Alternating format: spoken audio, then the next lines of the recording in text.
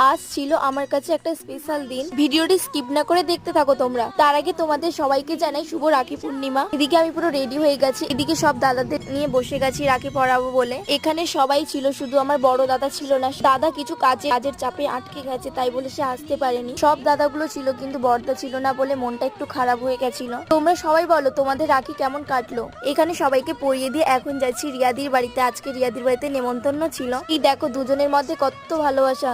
আমি বসেছিলাম, নীলু হঠাৎ রাখি নিয়ে এসে আমাকে পরিয়ে দিল। এই যে এই পুচকিটাও এসে আমাকে পরিয়ে দিল, অনেক অনেক কিউট। দেখো রিয়াদিও আমাকে রাখি পরালো, তারপর একটু হাত করে প্রণাম করে নিলাম। এখানে সব দাদাগুলোকেও রাখি পরিয়ে দিলাম। এদিকে সন্তুদা মুচকি মুচকি হাসছিল, কারণ আমি একটা মন্ত্র পড়ছিলাম বলে। আজকে ছিল রাখি বন্ধনের সাথে সাথে আমার দাদার জন্মদিন, তাই রিয়াদি একটা ছোট্ট সারপ্রাইজ রেখেছিল। তোমরা অনেকেই দেখতে চেয়েছিলে আমার দাদাকে। এই যে আমার দাদা অনেক রিকোয়েস্ট করার পর আমার দাদা ভিডিওতে এসছে আজ। তো চলো তোমরা ভিডিওটি যারা নতুন দেখছো একটি লাইক করে সাবস্ক্রাইব করে দিও।